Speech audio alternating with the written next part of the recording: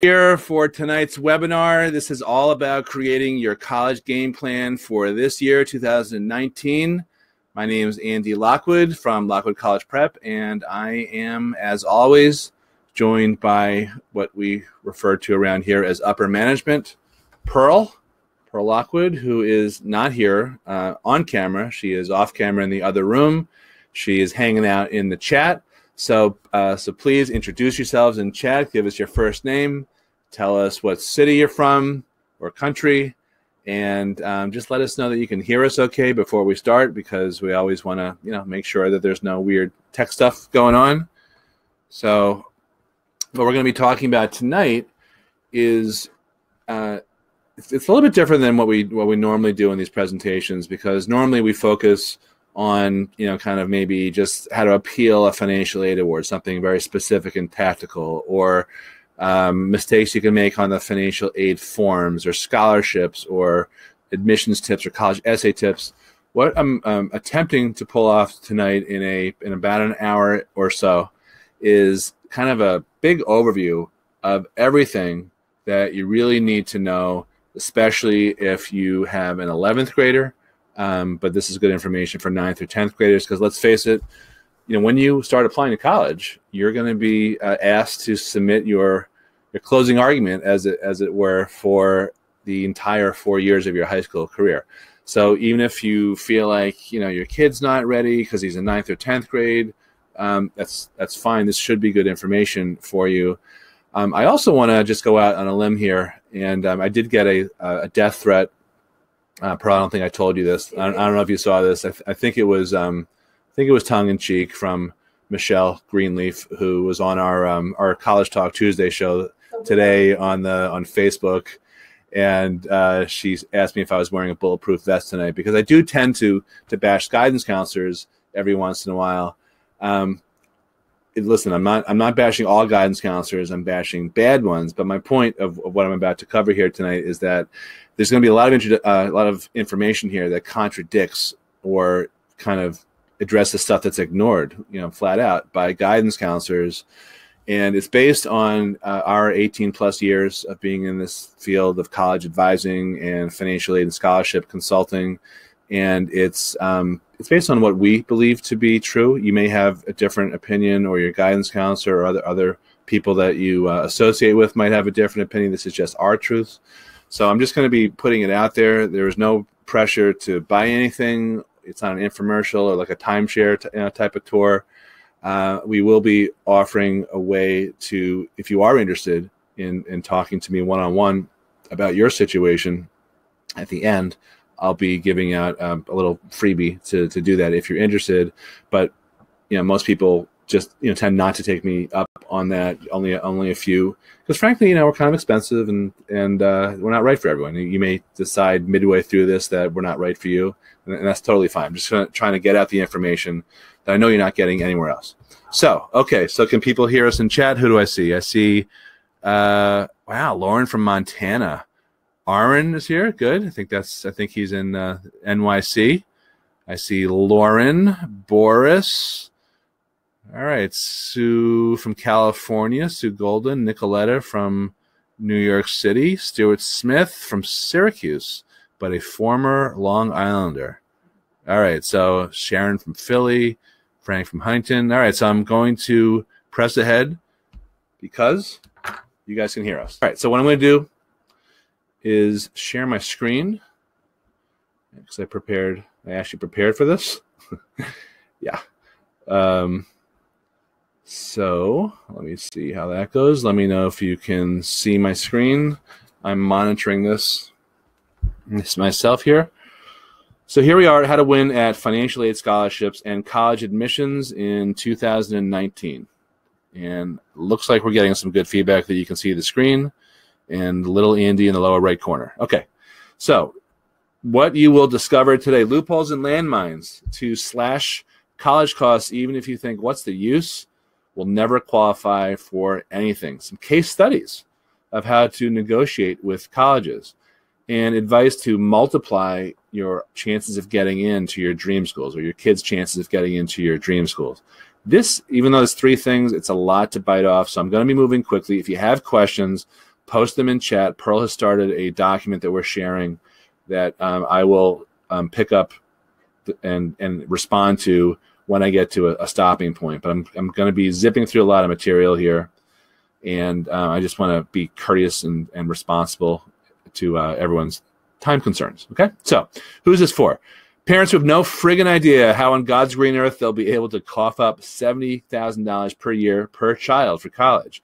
Or parents who have the money but just don't see the return on investment, ROI, of paying full boat. It's highly questionable at best. Or any parent who admits that they have no clue where to start, or they're stressed out about getting in and paying for college. So before we start here, just take a breath, because I imagine a few of you are perhaps a little stressed out about this.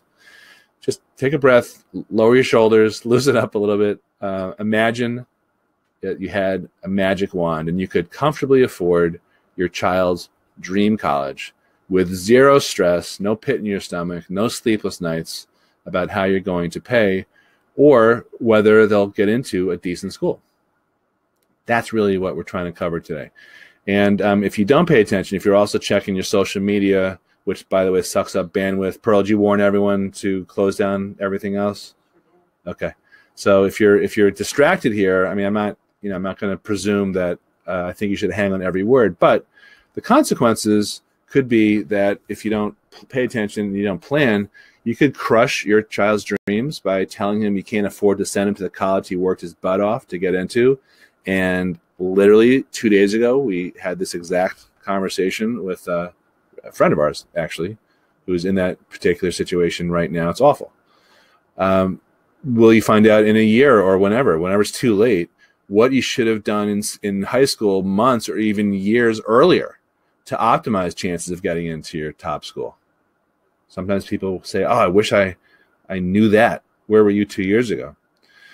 Are you ready to needlessly fork over your cash to these rip-off colleges and delay your retirement and struggle to pay off parent loans, for example? That's why you should pay attention. The other reason you may be wondering, why you should pay attention, or the reasons that Pearl and I do these presentations, and we get pretty decent turnout. We have a nice crowd here tonight. We've written now 4 best-selling books. We also train other financial advisors in college planning. We've gotten terrific client results, which I'll share with you a little bit. The middle bottom book here is the Frequently Asked College Financial Aid Scholarships and Admissions and Test Prep Questions book that Pearl and I collaborated on just recently. Sometimes people say, how'd you get into this business? So I'll just be very quick here. I went to a really expensive college, Wesleyan. My dad was a low-income guy, but he was more of a do-it-yourselfer. He never really saw the value of hiring a me or someone like me. And what ended up, his attitude was just don't worry about it. It'll all work out. By the way, my dad is the photographer on the left here. My dad is not Fidel Castro, but he wrote a book on him. So that's why I threw that up here.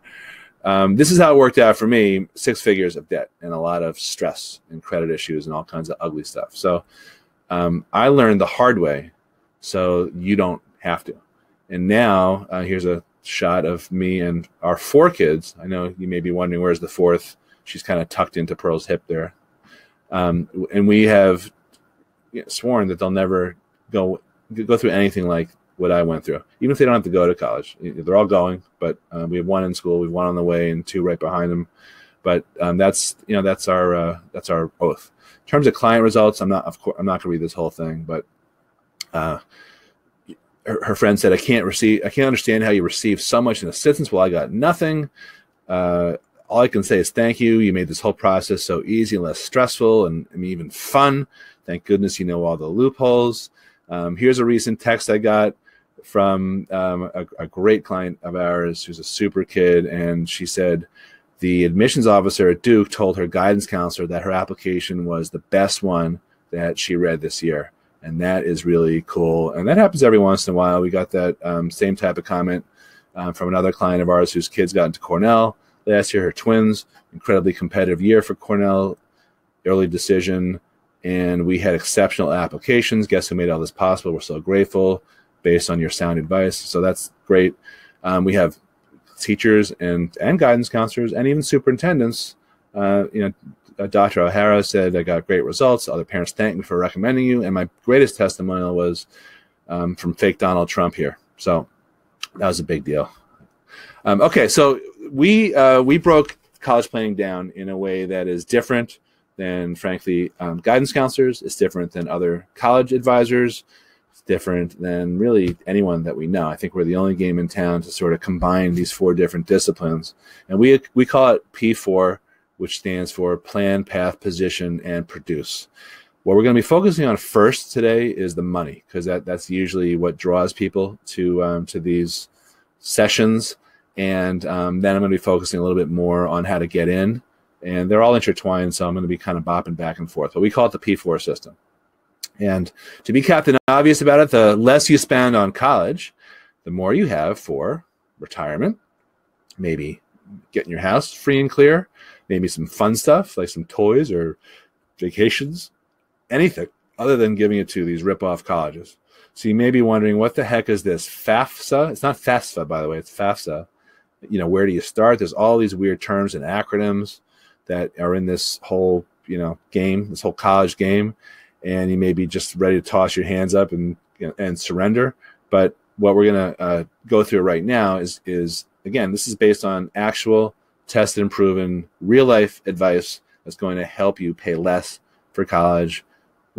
Even if you decide to do this on your own, this is not any type of pressure. There's no tease here. I'm going to give you everything.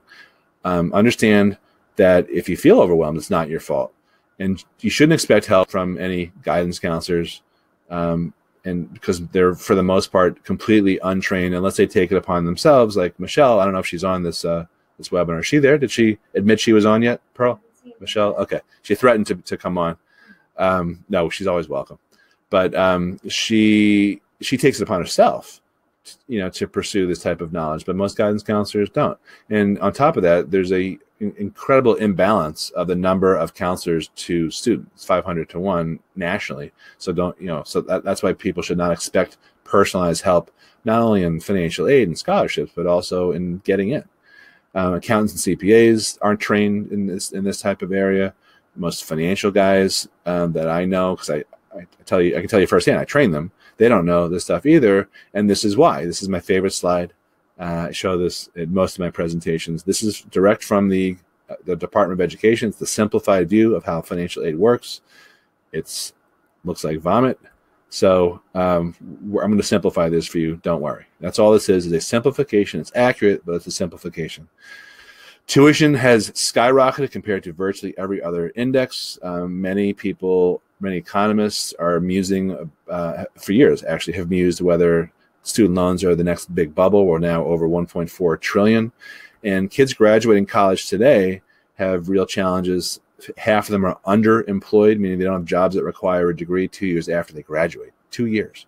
Most employers say that kids are woefully unprepared for the workforce, which is why it's very common for kids who graduate college to take unpaid internships for 6 months to a year to 2 years, maybe more than one firm, because they're just not worth it. There's no value that these colleges are helping kids create. Student loan defaults rise every time they're reported. The odds are stacked against you. And you've got to understand that it's not exactly a given that schools and the government are out to help you. They're actually out to get you. Because in financial aid, responsible middle-class families who do things like live below their means are punished for doing the right thing, while irresponsible families are rewarded for doing the wrong thing. And I'm not trying to be political here. I'm just being factual. I'm not saying everyone who gets financial aid is irresponsible. Just to be clear, just in case anyone's overly sensitive, this is a non-politically correct presentation. Anything out of my mouth, who knows what's going to come out. But it's not going to be, I can tell you for sure, it's not going to be politically correct. So, but that's the fact is, do we lose some people? That's funny. Yeah, that's fine. That's okay. If you feel like you need to leave, go ahead. I mean, I honestly, I don't want to force my opinion on anyone. So let's talk about some of these ways that the government and the, not to be conspiracy theorists, but the Department of Education and the colleges are out to get you. So one of these little secrets, these dirty little secrets, is about home equity. A lot of people think that if you own a house, it's not going to count against you. But the reality is that there's about 400 colleges that actually do penalize you for having equity in your primary residence, because they're under a different set of rules than the ones that people usually talk about. And the government would rather lend you high rate, high fee loans as opposed to encouraging you to use lower rates and lower tax deductible resources. They'd rather make more money. They made about $1.6 billion last figures I saw in terms of the income they derive from student loan interest. Student loan interest, not parent loan. Student loan interest. That's, maybe it's small to the government, but that's a lot of money. The second secret is colleges punish you for earning and saving, but I'll show you how to level the playing field at the 11th hour, at the last minute. Some savings, this is secret 3, some savings are completely penalty-free, totally exempt. There's actually 4, really, I'm going to talk about 4.5 exempt loopholes. These are legal, sort of get-out-of-jail-free loopholes. And I alluded to this last secret before. College agendas are different than yours. They are not necessarily concerned with providing a great educational product and helping your kids achieve success post-college. They care about their rank. They care about their alumni support. They really care about diversity. I'm going to make some comments on that based on the recent Harvard University lawsuit, which was very revealing. They're always after money from the government by pressuring their professors to publish research, very arcane, esoteric, scholarly stuff that no one reads. Proven, by the way. Citations are down since 20 years ago, and they're really concerned with enrollment management, making sure they get butts in seats. And you might be thinking, well, all these things, all these odds that are stacked up against me, it makes it unfair. You might be thinking it's not fair, and you'd be right. But my question to you is, who said this is supposed to be fair? It's not. It's not supposed to be fair. And I don't like this. A lot of this stuff rubs me the wrong way. I'm in this field because I think that there does need to be someone who's helping parents and kids through this process. But just because it's not fair doesn't mean that we should ignore reality. I'd rather live in reality here on planet Earth and understand the rules of the game and try to beat these colleges at their own games. And that's what we're here to help you do. So on the flip side, there's a few little-known positive facts. The average college discount is now up to 49.6% nationally. Most aid goes to parents who are the top income earners nationally. At any college, the more or less the approximate breakdown of parents who are paying full price compared to parents who are getting some kind of subsidy is 25% full boaters and 75% subsidized. Which group would you rather be in? Dumb question. Another Captain Obvious question. He's back. And colleges, for when they're giving out merit scholarships, they can give them out for any reasons they want. It's not just grades and scores. And by the way, same thing. We've seen this. It's not as frequent, but same thing for financial need. A lot of times, people that we see get a lot more money than we calculate that they're eligible for based on their financial need, and we just scratch our heads and usually chalk it up to how badly a college wants a particular kid. So those are my little known facts here. So here's the formula. Here's how it all works. Once you understand this, then we'll get into the strategy so that you can get all the money that you're legally entitled to get. So there's a formula. The first part of the formula is cost of attendance, which means tuition plus room and board and all the other fees. What gets subtracted is your expected family contribution, not estimated, expected family contribution. And what's left over is your financial need, what the financial aid formula indicates that you are eligible for. It's not necessarily what you will pay for. So you should write this down if you're taking notes at home, if you're keeping score. COA minus EFC equals need. The key to all of this is your EFC. It's how high or how low your EFC is. So let's look at some actual, some numbers here. The lower your EFC, the more aid, the more eligibility you'll have.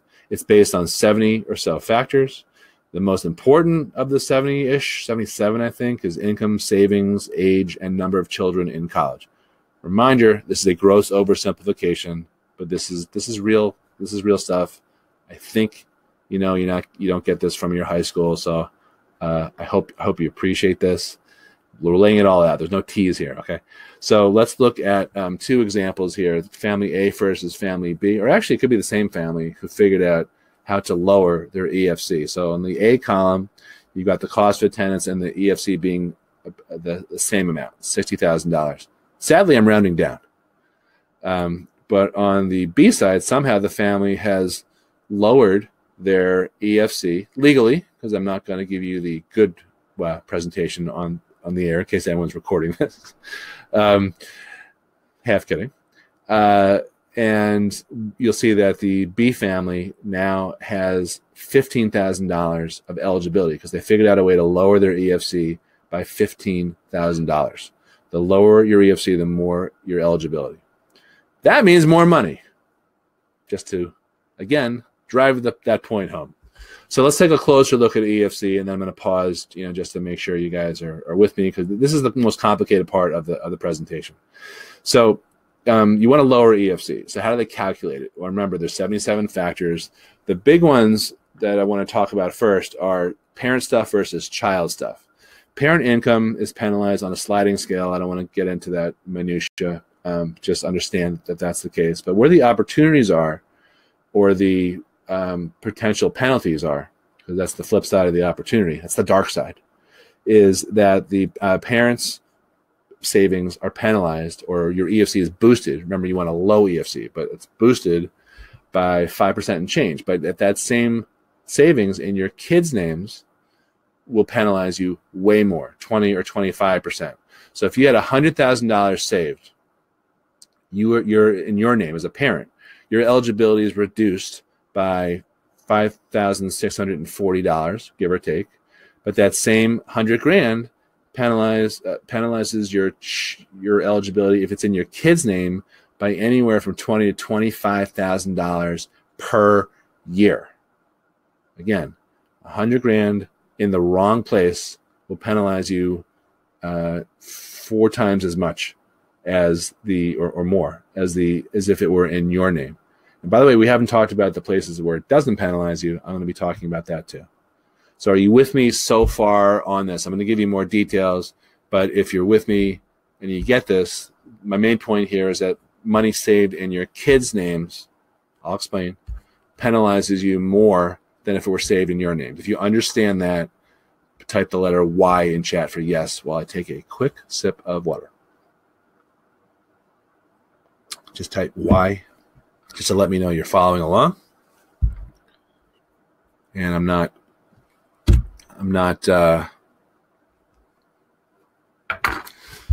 going too fast, because we do these presentations all the time, and we get in front of a lot of parents.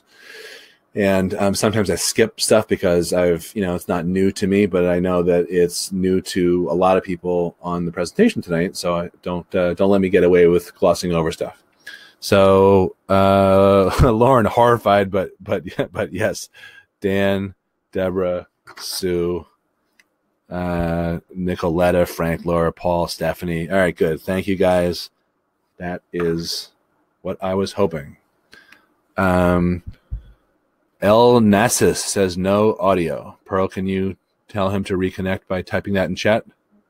El Nassis. Is that a real name?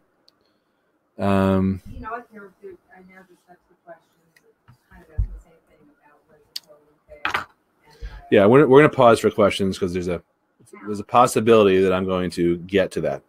So the point here is some stuff counts against you more than others. It's not how much you have saved, it's where you have it saved. So let's look at what assets count against you.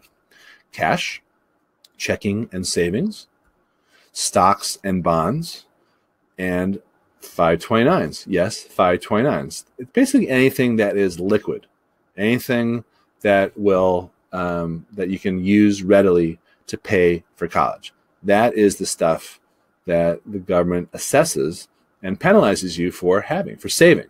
Again, it's a very anti-middle class, living below your means type of situation here. Don't shoot the messenger. I don't like it.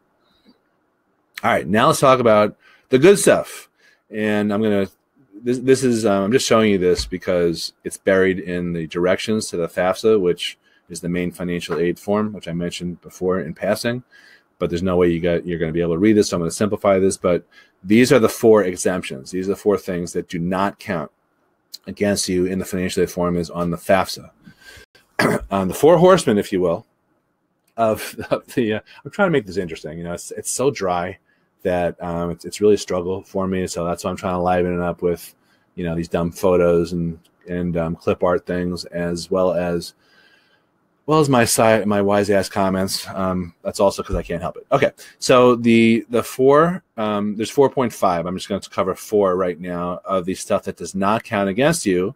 And I saw that Dominica, who is hello Dominica, client of ours, had this question. And I know Pearl, you saw some other ones. Yeah. All retirement accounts are exempt. So any type of 401k or IRA or 403b, those do not belong on the FAFSA. And in Dominica's case, you know, Pearl's going to be filling out the forms for her, so you don't have to worry about that. But in general, when I make a comment like these are the things that don't count against you, what I also want you to think about is if you were to include these on the FAFSA by accident because you didn't read those arcane rules. Here's a quick flashback. What you'll be doing is shooting yourselves in the footsies. You'll be sabotaging yourself. That is a major self-inflicted wound if you overshare, if you disclose stuff that does not belong in there. So the 4 things are retirement accounts, your primary residence. That's, and I have a little asterisk here because I'm going to make a comment. Annuities, same deal, and life insurance. Those are the 4 types of exempt assets that should never go on your FAFSA. And again, if you put them on there, you're going to artificially reduce your eligibility. Okay. Are you finding this helpful? Because I feel like if I stopped here, I'd be saving a handful of you guys, possibly, you know, $5,000 to $10,000 a year times how many kids you have. So just let me know if you're finding this helpful or if you need a little bit more explanation here. I'm trying to take a leisurely pace here. Dominica's thanking God. Okay. It's a little, you know, it's a little excessive, Dominica, but that's fine. Jeffrey, Sue, Gisa. Oh, hi, Gisa. Pam, Frank, father of the queen. You know who that is, by the way? That's Chris. Chris submitted a very funny question ahead of time along the lines of, how do I make my kid care more than me? Actually, 2 people had questions like that. Yeah. Chris O'Reilly. Thank you, Chris. Okay. So now let's talk about how to shelter, how to save money, how to improve your eligibility and then save money. If you had $250,000 in the wrong spot and you repositioned it into a savings account that is exempt, like one of those 4 types that I just mentioned, roughly 5%, that's going to be the savings per year. 5% in eligibility. So if you move money that penalizes you into a deposit that does not penalize you, the 2 most common ones are insurance and annuities that we see. I'm not a financial advisor. I have to throw out that disclaimer. That will save you at least $14,000 per year in terms of your eligibility. This is a financial advisor, by the way. That's not me. Okay. Now you may be wondering, Rabbi, is this kosher? Well, I look at this kind of like trying to be, you know, aggressive but legal about tax deductions. I'm pretty sure that everyone watching this who files taxes looks to take advantage of legal deductions. And if your name is Chris O'Reilly, you probably look at other deductions. I also compare this to Medicaid. I'm sure he's going to trash me, so you can have your little fun with Chris. Okay.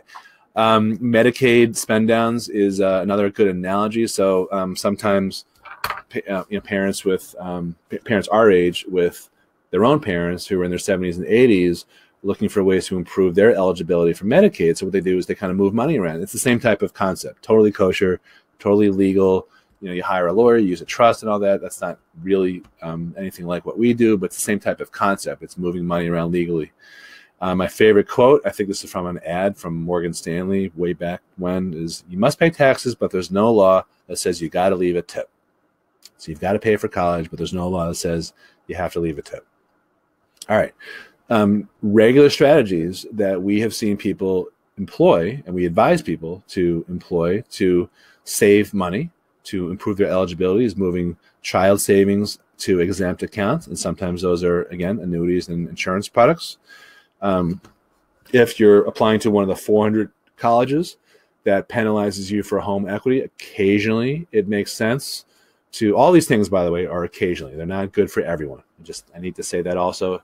As a recovering attorney, I'm starting to twitch, as I give this. These are tactics. This is not advice. Don't confuse the two, because in most cases, I have no idea about your financial situation. Other than Chris is on food stamps. So I told you I was going to amuse myself. So sometimes it makes sense to strategically draw down the equity on your home and sort of shelter that or hide that in one of these exempt assets. And then, I mentioned this before, the two most common types of products we see, I don't have any specific recommendations, are insurance and annuities. However, you've got to be ultra hyper spazzy aware of the pitfalls. Sometimes when people buy products, they don't understand how long they have to keep their money locked up. They don't understand how the fees work, how much it's going to cost them to move money around. So I've seen it in 18 years, a whole lot of really bad products, and I've seen like 4 good ones. And when we work with clients to help them improve their eligibility, if they don't have their own financial advisor who I educate themselves, I refer them to someone that I know and trust to make sure they don't get ripped off, and they can still access all their money without fees. That's really what I care about, the liquidity. So you've got to evaluate pros and cons and other factors too, not just the not just the benefits of moving money around for financial aid purposes, but there could be tax consequences if you're selling stuff. There could be penalties for early withdrawals. You could be locked up. That's the liquidity. Some of these investments may be unsuitable in general. That's sort of a legal term that is not really in the scope of this presentation. And if you're going to do all this, but you're applying to a bunch of colleges on your list that are not generous, then that's going to be kind of a fool's errand just doing that. So there's a lot of intertwining, overlapping, moving parts here. All right, back to the FAFSA. And this is, if Pearl were here on camera today, she would be talking about this. So Pearl, I'm going to do the short version, the layman's version of the forms here, but Pearl files, just so you know, if you want real expertise, you got to pay Pearl to get to do your forms. But I'm just the shill here. But she does like 300 to 400 forms a year. So the FAFSA is a free application for federal student aid. All colleges require it. Some of those colleges require it even for merit scholarships. There's about 100 some odd questions. If you want federal funds, like Pell Grants, if you have low income, or loans, that's really important. You have to do the FAFSA. Relatively straightforward on its face, but behind the relative straightforward nature of the FAFSA are 1,100 pages of regulations. And again, as a reminder, just in case you were dozing off, this should really wake you up. By the way, off camera, I'm looking at Pearl upside down, crawling under a chair. That is distracting. I let you take the night off so you could just relax, and she's like doing some kind of yoga headstand. I don't know what you're doing. All right, I'm just gonna continue. Okay. Now there's another form that again about 400 colleges use called the CSS Profile. It's double the number of questions. It goes on to about 23 pages. It's not for federal funds. It's to get access to funds for that the colleges have themselves, their own institutional funds. So it's used primarily by colleges that have their own money. And there's no way would you think this is straightforward at all. And the reason it's so complicated is it counts more stuff against you, like the aforementioned home equity, as well as some types of annuities. Remember on the FAFSA, I said before that all annuities are exempt. On the profile, only retirement annuities are exempt. That's a special term of art. Here's, I don't know if you can see this, but here's just the asset section. And what I want you to note here is that the directions indicate anytime a question says you or your, it is referring to the student, which implies that the student is the person who should be filling this out. So here are questions along the lines of the amount your parents have in cash. How much what do your parents owe on their investments? What is the current market value of your parents' home? What do your parents owe on their home? What year was the home purchase? What was the purchase price of your parents' home? What's the total current market value of other real estate? What do they owe on that real estate? What's the purchase price? And these are some of the easier questions on there. There's also a question, how much do you anticipate getting in terms of help from family or friends for the student? So here's a tip. I hope this helps you. Don't let your kid anywhere near the CSS profile. There's all kinds of mistakes that even very well-intentioned and smart parents can make. There's I lump them together into two different categories: mistakes of omission and mistakes of commission. So there's the oversharing mistake, which is including stuff that shouldn't be disclosed on the FAFSA. Again, that reduces your eligibility. So you have to be very careful about reading through the directions so that you know that you're not sharing something that's going to hurt you. That's going to reduce the money you get. Here's another big one. Sometimes, today I had this conversation. Somebody asked me, when are the forms due? My answer is, it varies, because there isn't, like taxes, April 15th, there isn't one deadline. There's all kinds of deadlines, so that's going to vary from school to school. And you may not know about these deadlines because you don't think to ask. So that's sort of a mistake of omission also. Frequently, these deadlines get communicated to students when they're applying. Hey, don't forget to file your FAFSA by December 15th for priority consideration or something like that. So you need to make sure that you know the priority financial aid deadlines of every school on your list. And if you add a school, you need to add the forms to that school. You need to apply to that school also. If you send in an admissions application, you need to then follow up with a financial aid application or applications, as the case may be. Another very common mistake is getting dates of birth wrong or social security numbers wrong. A lot of times Pearl picks up that information from the tax returns that clients give her when she kind of takes over everything and does the forms. But frequently there are mistakes that have been laying on the tax returns for years by the CPA. Another big mistake is not knowing what forms to file. So you think, oh, I've heard about the FAFSA, I'll just file that. And it turns out the school wants other forms. They could require the CSS profile. They could have their own forms that they want you to file. Again, you've got to not only be aware of when the deadlines are, but what you need to file. Okay?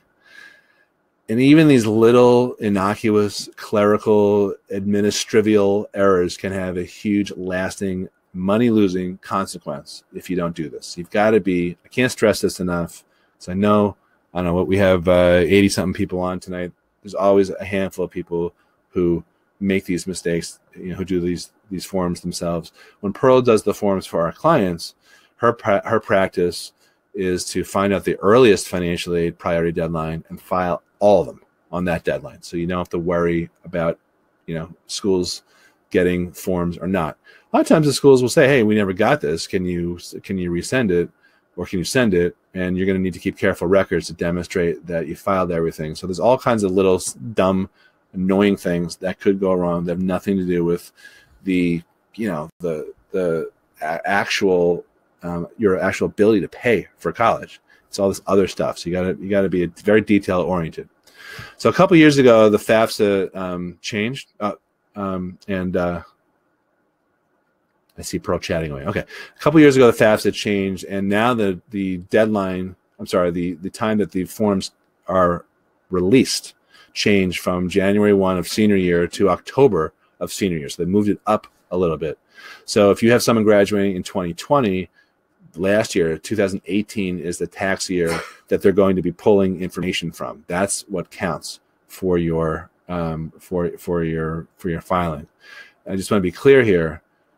The information about your savings, if you're going to be thinking about strategies to improve your eligibility by moving money around, there's no look back for that.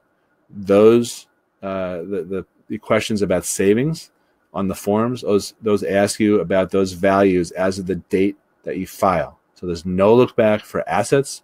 There's a 2-year look back for income. Got it? No look back for assets, 2-year look back for income. Okay. I'm sure there's questions on that. I will be pausing for those.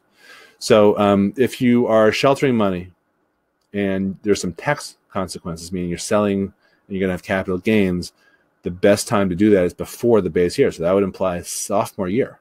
Okay, but not everyone has tax consequences. But if you do, if you're improving your eligibility, that's when to do it. This way you legally avoid any type of paper trail that flows through your tax returns. And I mentioned this before, if you're thinking about optimizing your odds of getting into school, which I'm going to switch gears and talk about that, you need to be thinking about this stuff even earlier, because your body of work that you create that's going to be judged starts as soon as you get into high school. If you don't qualify for need-based aid, not everyone does, particularly around Long Island, understand that that is not terrible, because there's actually more non-need-based aid out there, more merit money. So my advice is you want to apply to schools where you're near the top of the cohort. So you look at last year's average grades and scores and kind of figure out how many kids they admitted and where you fall or your child falls. And if you're in that top 25%, you have a great shot. It also helps to apply to colleges that compete with one another. And I'm not going to get into how you figure that out, but sometimes it's really obvious, schools in the same conference. But this way you can play them off against each other. And also, don't rule out the expensive private schools, because those are the ones that are more generous. State schools have no money to give, but private schools tend to be the most generous with their discounts because they have larger endowments.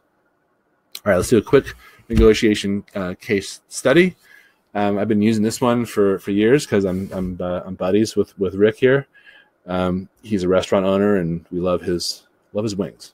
So when his daughter initially applied and got in to her top choice school, USC, she got an award of $23,518. By the way, it's never a round number, okay, which is another little annoying thing about this whole process. So let's talk about when we started working with her and what happened before that. So in her junior year, when we started working with her, she identified USC as her top choice school. I said, great. What I want to do is have a few other offers from other schools, ultimately, that we can use against USC in case they don't give us the money that you should be getting. So I said, let's compete. Let's apply to some schools that compete with USC. And she said, what do you mean, like Pomona or something? I said, no. You're applying for communications. Syracuse, Newhouse, has a great communications school. That's a competitor. So she did that. So fast forward to she gets into USC. She's psyched. Her dad is not so psyched with the award because it's still back then it was a lot of money. So what we did was we mounted an appeal, and the gist of the appeal was, USC, you're my top choice school, but unfortunately I'm very concerned about my ability to pay, and we did get these better offers from other schools. Is there any way that you can improve, meet, or even exceed these other offers? Here's what happened next. Crickets. Nothing happened next. And it takes like 3 or 4 days for something like this. Sometimes it's quicker. We're talking a couple of weeks. And the May 1 housing deposit deadline was drawing nearer and nearer. And it was very stressful for not really just Rick, but also Alexis, his daughter, who was freaking out. She's like, I really want to go there. So there's a lot. I'm sparing you the emotional back and forth stuff. The problem was that when Rick sent his offer in, he forgot to include to CC the admissions office. He sent it only to financial aid. And I figured this out after like our third conversation. While we were waiting, I said, let's just go through my checklist one more time. Did you do this? Yes. This? Yes. So on and so forth. By the way, did you send a copy to admissions? And he said, no, you told me, I forgot. I'm going to do that right now. So, which I caught on video. So it's true. It's on my website somewhere. So he knew he was being videoed. So the way Rick tells the story, he got a phone call from Alexis's admissions officer, who asked him a few questions and said, who are you dealing with in financial aid? Turns out he didn't know. So she marched his letter down that we'd worked on together, put it on the desk of the right guy, and the right guy in financial aid called Rick, asked him a few questions. Some of it had to do with his home value, I think, as I recall. And they bumped the offer from $23,000 to $53,540, which was an increase of $30,022. So the message here is, first of all, don't give up. But second of all, you need to include admissions, include all stakeholders. So real quick, before I pause here, the breakdown here, the anatomy of a college negotiation. First of all, a lot of people don't realize they can ask for more money. So that's the point number one here. Apply to schools that compete with each other. I mentioned that before. Give them new information that they don't know. That's the only way you're going to succeed. So either that information is we have offers from other schools, or it could be we have these crazy, out of the ordinary expenses that you have no way of knowing about it. You may be wondering what constitutes a crazy, out of the ordinary expense. Let me tell you what's not. We live in a highly taxed area, and we can't deduct the as much of our state property taxes anymore. They know that. They see your zip code. That's not new information. I had a client the other day who said, well, I had to enroll my daughter in a couple of travel sports teams. I said, that's discretionary. That's, they're not going to care about stuff like that. But they would care about, because I was just working on this appeal, they would care about if you were supporting an elderly parent who is going into a rest home, a senior citizen home, and you had to shell out money. Anything that bears on your ability to pay that's out of the ordinary like that, or maybe huge legal bills or health non-reimbursed medical expenses, those are the types of things they wouldn't know about on the financial aid forms. Be non-adversarial. Do not be entitled or demanding. We've seen that. That doesn't work. Holy, what orifice do you think I'm going to pull this money out of? You guys crazy? How do you justify what you're charging? Actual quotes. Don't do that. And as I mentioned this before, include admissions. If you're appealing for need-based aid, if you're appealing a scholarship offer, include admissions, of course. They tend to be the biggest stakeholders because they're trying to enroll people. If you're a recruited athlete, you want to include the coach. If you're a musician, same type of thing for the head of the music department. Whoever you have a rapport with, that's or whoever has a stake in you coming there, that's who you should include. Okay. Now for something completely different. Let me just take a sip of water. You guys still on board? I saw some questions piling up. Pearl, you're keeping track of the questions when you're not doing downward dog or gymnastics or whatever you're doing out there. Did you drop something? Is that what that was? Yeah, I lost a sock. You lost a sock. Okay. Ironic that I'm featuring a bare foot on our computer screen right now. And that is not Pearl's foot. Okay. So let me switch gears. And now we're going to focus on part 3 of the P4 system, which is position. How to optimize your odds of admission. I will talk a little bit about the first 2 things too, but I'm going to be really focusing more on tactics to improve yourself, improve your odds of getting in.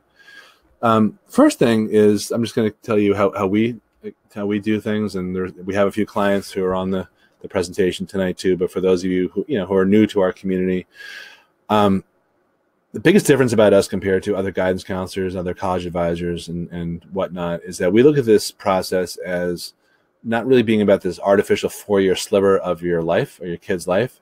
What's really more important is the 40 or 50 years after that. So we have a process where we do an assessment. By the way, Pearl, I talked to 4 parents today who and kids who had been through this part of our system recently, and to a T, they were all like, "It was so accurate. I can't believe how well this half-hour dumb little thing was able to peg my personality and my strengths." Parents and kids were saying that. And that's usually what happens. We put about 400 kids through this. This is part 1 of our system. We have a comprehensive program, and we don't Chinese menu it out or whatever the more politically correct term is. We do everything all together. And that's where we start, is trying to figure out how a kid is wired and what that could translate into in terms of a place in the world for them. We have a former college admissions officer who's a career counselor and all that. But anyway, if you're going to do this yourself, there's all types of assessments that are out there. I am not the expert on there on that type of stuff, but you'd want to ascertain your child's wiring, and then look at careers that jibe with that wiring, where they can be very happy and make a living, and who knows, maybe get off mom and dad's payroll. Crazy stuff there. And then the next part, so that's really the plan. The path is now picking schools that are reputable, not in one major, but in 4 or 5 majors, a cluster of majors, because 80% of the kids change. They change their mind after they get to school. So that's why it's really important to have overlapping colleges that are reputable in overlapping areas. And the third part, the part that we're going to be focusing on, is positioning, which is sort of an advertising term. It's getting in. A lot of people focus on academics, grades and scores. Not as many people realize that rigor counts. I get a lot of questions about, should I drop an AP or should I take it? Or I'm thinking about not taking an AP. Instead, I'm taking an elective. If you're going for an elite college, you'll be penalized if you have the opportunity to take an AP or an IB class, but you choose not to. Rigor is really important. Challenging yourself. If you're going to get a C in an AP class, I wouldn't do it. But if you're going to get a B, or hopefully better at least, then I would opt for the rigorous course, because that is what. Listen, we have 4 other former college admissions officers that work for us. I have a very good sort of mentor-mentee relationship with a guy who was on the admissions committee at Princeton for 30 years and had a financial aid for that long. Also, and this is a no-brainer. You have to. It's not just coming from me. You've got to go for the rigor if you want to be taken seriously compared to other other of your competitors. I talked to, by the way, I talked to someone yesterday. They're coming in to sign up with us tomorrow, I believe, who goes to a local high school. And I said, how many APs do you think you'll take by the time you graduate? And she said 18. And she's going for Ivy League schools. That's who you're competing with. If you have dreams of going to a super competitive school, you're competing with kids who've taken 10, 12, 14 or more AP classes. 18 is probably the most I ever heard. I think 10 and 12 is a lot. So, but altogether, what I want to tell you about right now is that academics are not the whole picture. It's only about 60% of the whole pie. The rest of the story has been covered in the news. The admissions officer handbook at Harvard is now online. You can search for it. It's very interesting. It's about 18 pages. And I spent a lot of time, going through it and highlighting it myself, just so I could, kind of get a handle on what they say about what they're looking for in candidates. And spoiler alert, it's the same stuff I just told you. Or I'm telling you right now. What was striking to me is out of that 18 pages, there was probably no more than like 1 or 2 paragraphs about grades and scores. Everything else was about all this other stuff. Some of it is like social engineering, type stuff. Do we have the right amount of not quotas, but people from different ethnicities and things like that. So in light of that, I want to just make the following comments here. Legacies. If parents went to a school, that helps you get in. That has nothing to do with your grades and your scores. That gives you an edge. Recruited athletes, they have a huge advantage. I don't know how to exactly quantify it. There are people who claim they know how to quantify it, but if a coach wants you, that mitigates lower GPA and lower SAT scores or ACT scores. Underrepresented minorities, every competitive college lusts after underrepresented minorities. And I don't even think I don't know if that's strong enough of a word, but they crave that just because of, that's part of their institutional agenda that may or may not overlap your agenda. International students, also extremely attractive for colleges. You notice how none of this has to do anything with your grades and your scores? Here's the kicker. All this together, all these types of categories together, some of which I haven't mentioned, comprise about 2/3 of any given class. Some admissions officers think it might be even more, it might be close to 80%. So 80%, anywhere from 67 to 80% of the spots are reserved for non-academic reasons. That's why I was saying before, this process is not fair. Should you get upset about that? Yeah, you can get upset. But what I would suggest you do is get over yourself and understand that this is how the game is played. So if you're not in one of these special categories, you have to work a lot harder don't rely on the statistics that you're looking at through your high school website or through, whatever other website or book you're looking at. You need to understand that if you're not in one of these special categories, the odds are stacked against you a little bit more. If the average admissions rate is 20% and you're not in one of these special categories, then your real rate might be half that of getting in. Naviance is the college website sort of software that a lot of high schools use. I want to tell you a little bit about how that can lead to severe problems, what we call admissions Armageddon. What Naviance does is, for those of you who are not yet in my new Navaholics Anonymous group, checking it 5 times a day, what Naviance does is it compares your child versus kids from your high school and how they fared at the colleges that you're researching. It looks at your grades and scores and nothing else. So pretty much ignores that 40% that I just went through with you. All the other stuff, some that's in your control, some that's out of your control. There's a few other components to that 40%. Naviance ignores all of them. That's why you'd be very silly to look at Naviance and think, oh, I have a decent shot. I'm in the middle of that clump, that scattergram. Because if you're competing with kids who are special categories, they tend to have lower grades and lower scores and all sorts of other attributes that the colleges are looking for. So you want to avoid relying on this, because if you end up not getting into any of your schools, then it's pretty bad. It doesn't feel good at all. No one likes to be told go to hell 5 or 6 times. You have to understand that colleges are businesses and they have their own agendas. But even if you don't understand this or your child doesn't understand this, they're in business for themselves. They're in the business of promoting themselves to get in and to get money. I had a mom describe their kid to me the other day as this: a loaf of white bread. I think she said Wonder Bread. I didn't want any trademark infringement issues.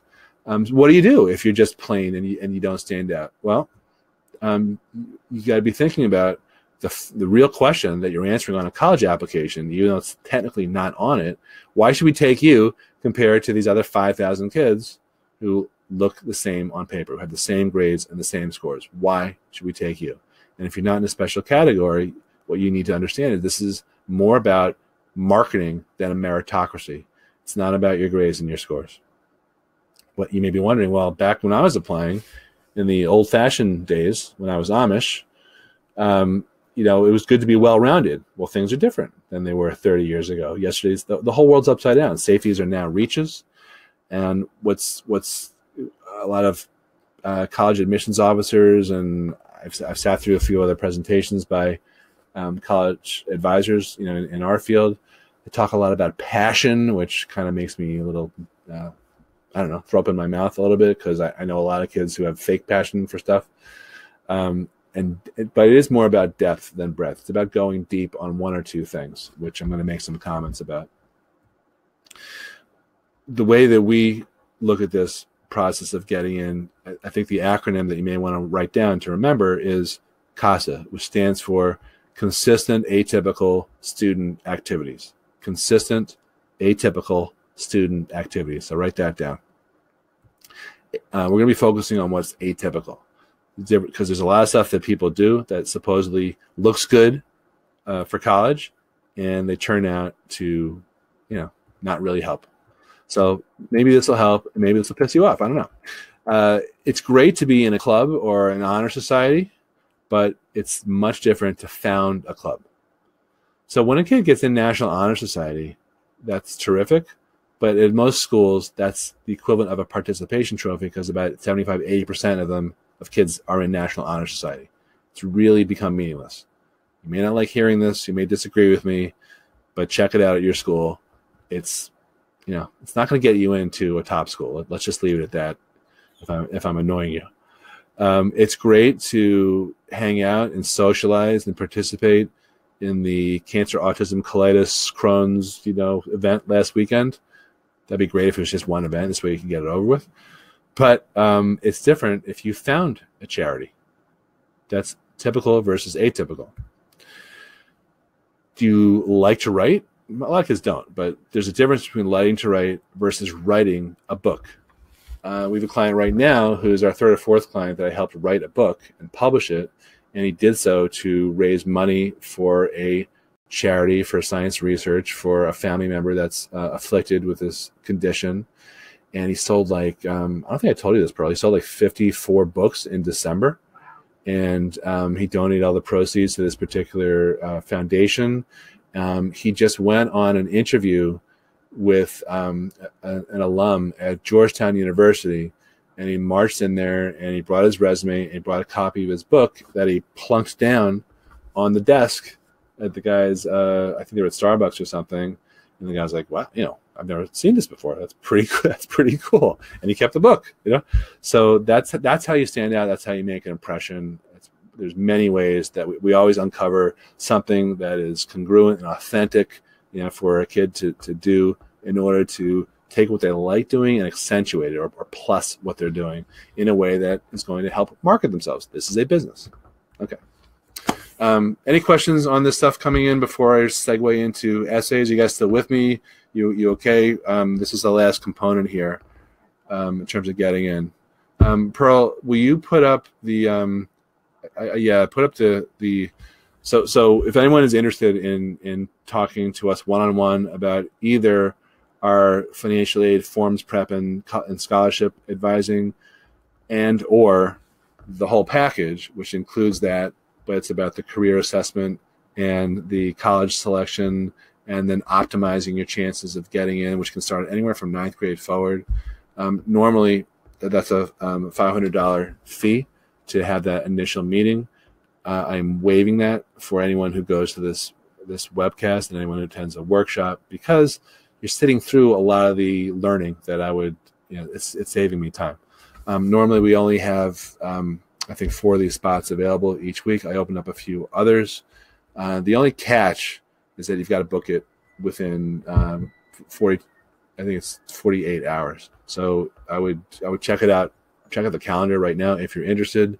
We're going to leave this up for the rest of the presentation. So now we're going to talk about essays.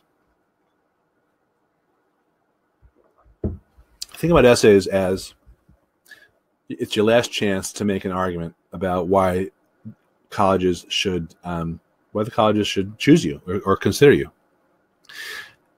And they are about both what you are writing, what you should write, and what you should not write. So I mentioned before, we have 4 former college admissions officers, 3 of which worked for the University of Chicago, which admits like 6 or 7% or something super low. And they were there anywhere from 2 to 12 years, and they reviewed 1,000 applications each year. Each application had like 4 or 5 essays. So 4,000 to 5,000 essays a year. Okay. And they streamlined this process with our clients over the summer. That's the time to write the essays, and help them clear away the clutter, because a lot of times kids go down the wrong path. I'm going to talk to you a little bit about some other mistakes that they make, but it's about if you're applying to like 10 or 12 schools and 7 or 8 of them have supplemental essays, maybe 3 or 4 each, it's a lot of writing to do. So it helps to be focused again and tune out the stuff you shouldn't be writing about, and keep your eye on the ball of what you should be writing about. So here's some mistakes to avoid. First and foremost, I just mentioned before, if you have an admissions officer who reads 4,000 to 5,000 essays a year, which is excessive, but that's the way Chicago used to be, you can't bore them to death. If they're reading 20, 30 a night, you've got to keep them entertained. It doesn't mean you have to be shocking or tabloidy, although I personally prefer that style. But you've got to be interesting. That's the feedback I get all the time from the people who work for us, that kids just don't understand how to put themselves in the shoes of the reader. They're too kind of narcissistic and focusing on themselves. Another big, and this is going to sound silly, but I hope you remember this. It's very easy for kids to write an essay. I'll take a look at it first before I turn it into one of our admissions guys, and I'll say, okay, I like it. Which prompt were you answering? Because you get a choice of 6 or 7 prompts, and sometimes the response is, well, my teacher just told me to write a college essay, a personal statement. I don't know. So that demonstrates you can't follow directions if you're going to write an essay where the reader can't figure out what the essay prompt is. I mean, when you write the essay and submit on the Common Application, you have to indicate which essay choice you're answering, but it should be very obvious. If it's not, that's a big flaw. Okay, another big problem is not going deep enough, particularly on the supplemental essays. I had a couple conversations a few hours ago with 2 different kids about this. On the supplemental essays, there's the main essay that every college wants for the most part, and then there may be some extra essays depending on the schools you're applying to, one of which might be, well, why are you applying here? If you just say something like, well, you're highly respected, you're located in Boston, it's a great area, you offer great quality education, things like that, that's very superficial and high level, and that's not going to do the job.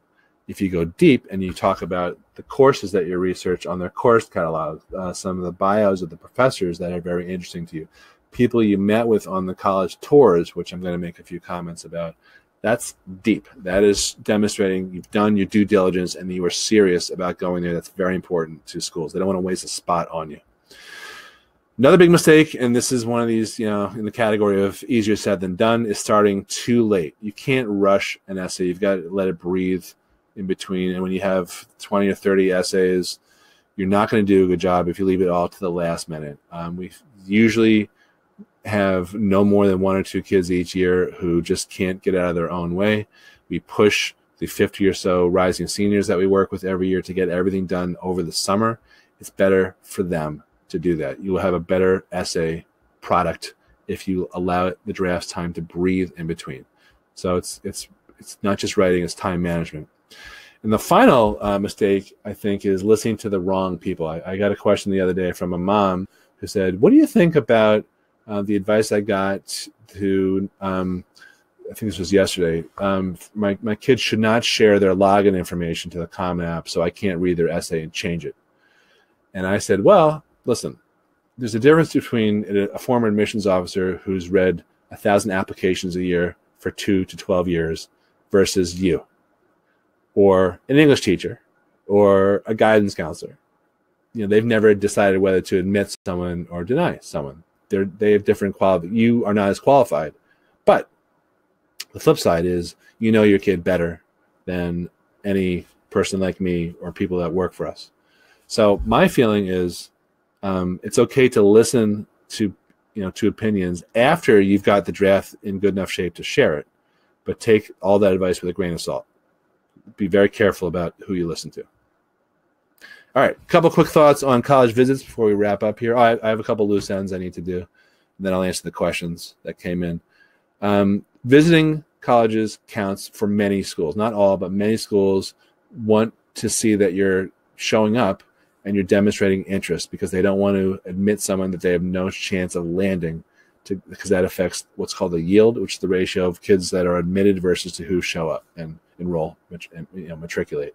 So if you don't visit a school that does count that, it might be a self-fulfilling prophecy where you don't get into that school, or you don't, you get deferred or something. The thing about college tours is that it's really a hit or miss situation. You can have the best tour at the worst school because you like the personality of the kid giving the tour, and vice versa. If you're an engineering major wannabe type of kid and you're being taken around by a philosophy major, you're probably not going to get that good of a feeling about what life would be like for you as an engineering student. So the tours are, I think they're necessary to do just to get kind of a lay of the land. But the 2 reasons to go beyond the tour, and when I say that, I mean, if you're an engineering person, you should sit down with the head of the engineering department. There's other people to talk to also. The 2 reasons is, number one, that's going to give you a better idea of what life would be like as an engineering student if you're talking to the department head and asking them questions. And the second, I just mentioned, which is that if you're writing an essay, why are you applying to this school? What attracted you to the University of Delaware or to Princeton or whatever? You'll be able to say, well, when I spoke to so-and-so and he told me about XYZ and etc., that is a much deeper response. It's not, I've always wanted to go to school in the Boston area and your school is very highly ranked. Yeah, so we're 50 schools. So if you're generic, it's not going to help you. If you go deep, that's going to demonstrate that you're a serious candidate. All right, the loose ends I want to tie up here. Business owners, remember I said before there were 4.5 loopholes? Here's the other loophole. Business owners are treated differently in the financial aid formulas and the forms. There's more disclosures. About almost, I don't know, Pearl, you think half our clients are self-employed? It's close to half, right? There are some key loopholes, though, that can help you. So let me tell you a quick story about our neighbor and client, Tina. Her daughter got into her top choice school, NYU, but she got no money. And then she called us. I'd never spoken to her until after her daughter got in. She said, hey, is there something that you can do to help me? I just think I did the forms wrong. I'll pay you to look at the forms. And I said, oh, pay me. Okay. Yeah, I'll look at, so she didn't pay me. I just looked at them. But it was very obvious to me what the mistake was. I asked her 2 questions. I asked her what percentage of the business did she own and how many employees do you have? And her response made me refer mentally to this point right here, which reads, business value does not include the value of a small business if your family owns and controls more than 50% and has 100 or fewer employees. Most businesses are worth 0, in other words, because of this very non-obvious buried rule. Even accountants miss this. Virtually no accountant knows this. What happened next? Well, Pearl, not we, corrected and refiled her forms for her. I wrote an appeal explaining the correction and telling her some more stuff about her business that was not obvious on the forms.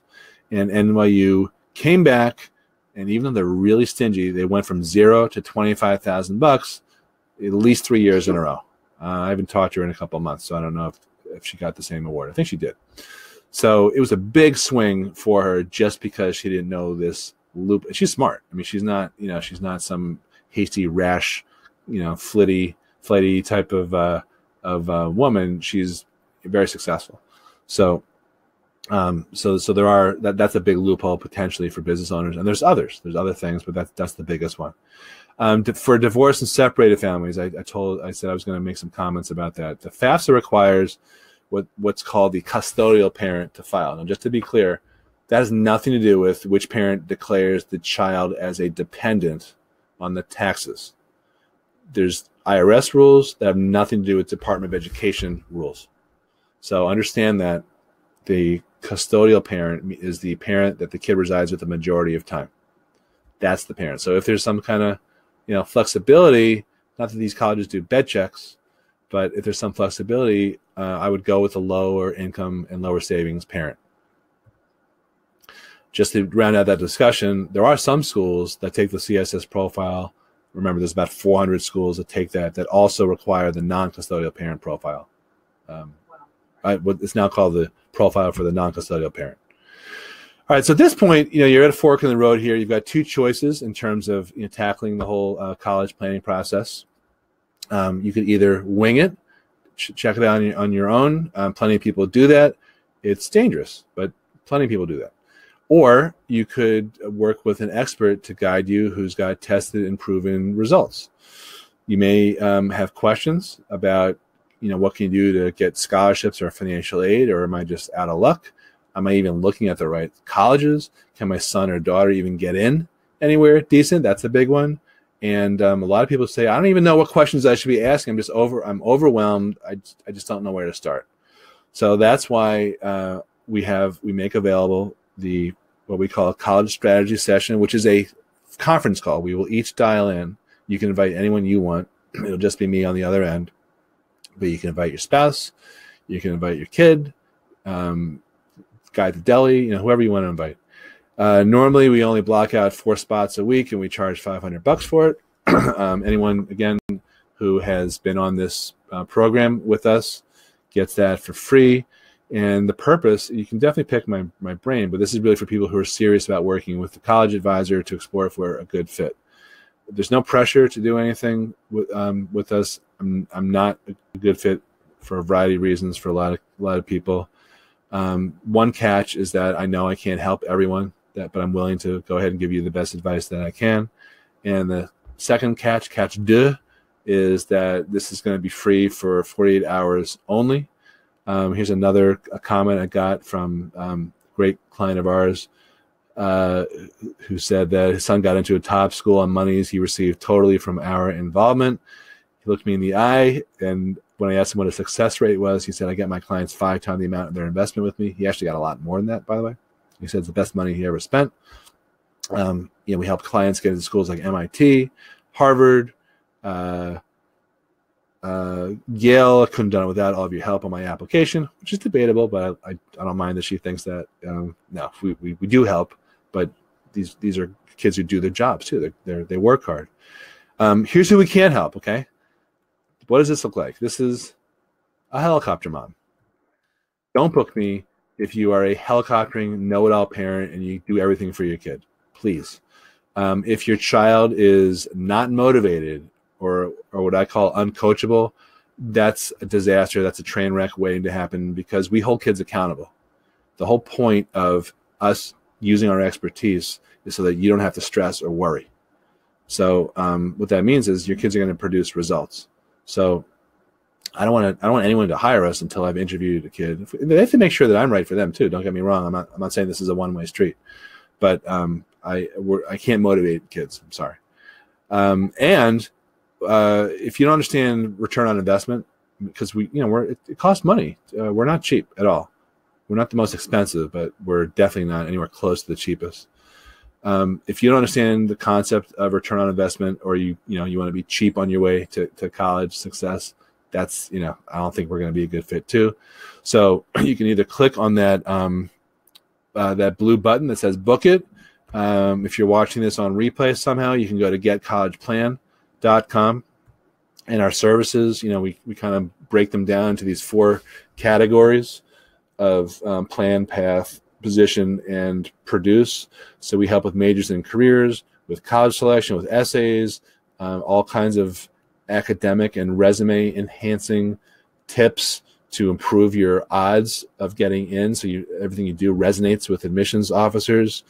We help with the applications. We supervise and hold kids accountable. We do test prep and financial aid and merit scholarships and forms prep, and negotiating awards with colleges, which is probably my favorite thing on here. My closing thoughts, my deep thoughts are, Jack Handy, are working with us is the difference between affording your kid's dream school versus telling her she can't go to the school that she deserves. Even one little mistake can cost you thousands, even tens of thousands. The investment in us is really all about college success without the stress. And one of my favorite all-time clients from, 6 or 7 years ago, Beth Sova, who lives in Houston now. From the moment I walked into your office, I felt an enormous weight lifted off my shoulders. That's what Pearl and I pride ourselves in, being able to help people with, just reducing all that stress. So thank you very much for attending. It's a big internet hug that we're giving to you for attending. Now I'm going to turn to the questions. Are you up to date on these questions, bro? Okay. Start from number 1. Okay, so we got, and if you have any more questions, Pearl's going to put them in here for me. How far back does the college look on taxes? 2 years. My grandson, this is from Rita, applied to 17 colleges, but could only direct the FAFSA to 10 schools. My guidance counselor, oh my God, were you cringing when you read this? My guidance counselor said not to worry. Yeah, if a college accepts you, they will ask for a FAFSA form. Is she correct? No. Thank you for asking that question, because that is outrageous. The answer is that you batch out the first 10, and then you add the rest of them. You have to delete, after this process, then you delete the 7 that you need to make room for, and then you add the second 7. If you wait for the college to tell you, you might miss a deadline. That is terrible. And Pearl knows how to do that, and she can certainly talk to you about it. Dominica, 401k and pension count towards savings, right? So I covered that. Just to be clear, though, any contributions that you make to your retirement accounts or pension in that year that they're looking at. So in your case, Maddie graduates in next year, in 2020. So any contributions you made last year in 18 will get added back. Your taxes will be lower, but they'll get added back for college financial aid purposes. However, so it's neutral. However, once the money's in the accounts, it's exempt. So a lot of people have that question, and were just so damn eloquent about it. Thank you. Karen had the same question. I just handled that one. 401k. Frank says, is the 529, will that cost us dearly? For the most part, 529 is penalized at the lower rate, the 5% and change rate, but some colleges, particularly the private schools, still treat the college savings accounts as child assets and penalize you way more. So the answer is it really depends on what colleges you're applying to. Laura wants to know, does a second home get penalized? Yes, both forms, FAFSA and CSS Profile. Rich asked about equity in one's home. I covered that. That is penalized for CSS Profile schools for the most part. Recently, Stanford announced they're not looking at home equity anymore. Some schools cap the amount, but that's a problem for some schools, not for all schools.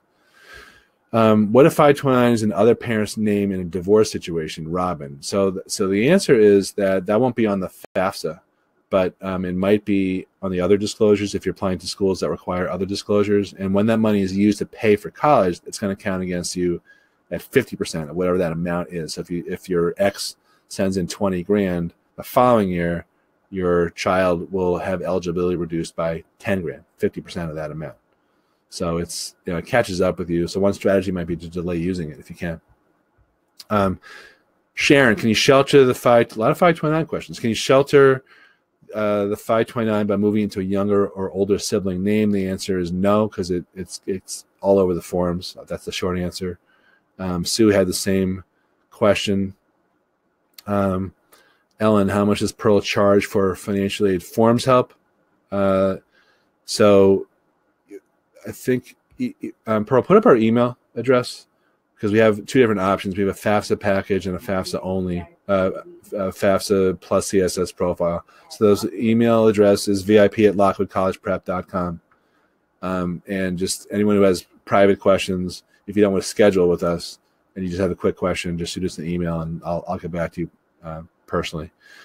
Sue asked about siblings of 529. I answered that a minute ago. Teresa, does the FAFSA filing apply to upperclassmen or just freshmen? Priority deadlines? It's really both. There's deadlines for upperclassmen that are usually later. But yeah, you don't want to miss a deadline. You have to be hyper vigilant. Lisa, what about a home equity line of credit in terms of, does that count against you, I guess? The answer is that if the line of credit is drawn down, then you have less equity in the house. If it's not drawn down, then you have more equity in the house. And so that's how they look at it. So it only counts against you if you don't use it. Renata at Long Island. Twins, EFC is split between the two of them. Yes. Based on the EFC, it seems that the aid is not in line with the EFC. What can I do? Well, first of all, having two kids in college at the same time should be factored into the EFC calculation. I think what you want to do is appeal the award. I would certainly ask them how they calculated your EFC if you can't figure it out yourself, which it sounds like. But you definitely want to appeal your financial aid award, but first find out what they did. Teresa, if you support a parent but do not claim her as a dependent on your tax return, can you still bring it up to the college? Yes. That is a great example of a special circumstance. They wouldn't know about it. Do you have to prove it? Only if they ask. Our attitude is less is more. Don't overshare. Remember, on Facebook, it's okay to overshare, not in financial aid. Do most high schools offer 18 AP classes? Karen, I don't think so. How do colleges feel if your high school offers fewer APs than other schools? You're not penalized for that. You're actually penalized if it offers 12 and you take 6 versus another kid if they went to a high school that offers only 6 and they took all 6. That second kid is going to look better. Thank you, Lauren. Okay, this is from Dan. I completed the FAFSA and they used the 2017 income. However, in 17, after years of raising the children, my wife went back to work full time, and then he got terminated, and then he's been unemployed. So the gist of the question is, this is very specific. It's not necessarily going to apply to everyone.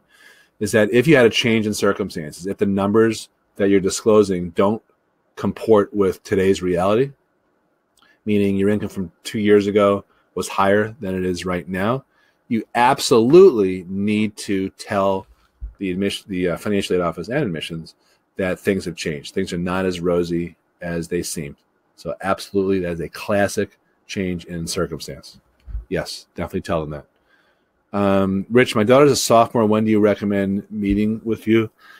So this is going to sound weird, but I don't know, because on one hand, any decision you make from 9th grade on, even earlier at some point, will bear on the what colleges evaluate. On the other hand, a lot of kids just aren't ready to take the advice, and it's a waste of money to work with me or any advisor, frankly. So if she's ready, girls are usually ready before guys, not always. If she's ready, then I'm happy to sit down with her. But let's start with the phone call. Aaron, hello, Aaron. Does my Aaron, I guess, does a great grandfather count as a legacy? Usually not. It's usually got to be closer. It might for some schools. We have a custodial stock account that expired as the daughter's 18 now, so it's her money. And finally, the FAFSA. What should I do with that account? So I can't give you specific advice because you're not my client, and that would be irresponsible. But her money counts against you way more than if it were in a Roth or anything else. So I would look at moving that, but it may or may not make sense to do that. But I can just tell you, as a blanket statement, that's the worst type of money. Frank, so if you have 2 kids, both have 520s with $100,000, the older will still have 200 counted against her. Well, it's counted against you because you're the parent. So yeah, that's the answer. It counts as a family asset, as a parent asset for most schools. It might be more than that with some other schools. Jeff, what if annual income fluctuates significantly? Is a higher amount counted against the 4 years of school? Well, it's a year-by-year thing. So there's a 2-year look back, and that's the income that they look at. Now, if you had an artificially high income, and since then it's been a lot lower, that's an appealable special circumstance. That's I write a lot of those types of letters for our clients. If it's the other way around, you want to say, listen, it was a fluke thing. I'm not making that now. That's the best argument you can make, as opposed to it was really high, maybe even higher next year. They don't care about that. So there's the formulas and there's non-formulaic stuff. You have an opportunity to tell them about non-formulaic factors that bear on your ability to pay. Andrew, what is your test prep program and where? So that is, we do live classes in the office in Glenwood Landing and Roslyn, where our office is, and we also do a lot of Skype, which for one-on-one than the actual classes. We haven't really embraced the whole streaming the class thing because we can't really keep kids active and engaged. I think that's the big issue. So, but a lot of kids one-on-one for Skype, they're way more comfortable than people our age are, and that's how they talk. So we have a lot of success in terms of results that way. But in terms of the one-on-one, the small groups, that's in our office in Glenwood Landing, which is in Long Island. It's kind of west near Roslyn. Okay. All right. So any more? All right, you got one more question here. You snuck one in here. Susan, do we need to fill out the FAFSA and CSS profile every year? Every year that you want money. It's renewable. It's like Groundhog Day. You have the same bad day over and over again. And the reason for that is because all the stuff I was just talking about, circumstances change. People have good years, they have bad years, they come into money, they win the lottery, they lose a lot of money gambling, whatever. So yeah, you reapply every year because schools will reevaluate every year. Okay, all right, good. So if anyone has any questions and you don't feel like booking for some reason, you can email us. I'm going to be a little bit slower. First priority gets back to people who book us. But thanks a lot. I mean, this is fun for me. That's about an hour and a half, so I'm kind of proud of myself. Hopefully you guys got good value out of this, and you definitely could have been doing a lot of other stuff tonight, so I appreciate your spending the time with us. And thanks for all your support. And I'm going to sign off now. Pearl, thanks for your help as always, and in gymnastic entertainment. And thanks for watching, and we'll catch up soon. Bye-bye.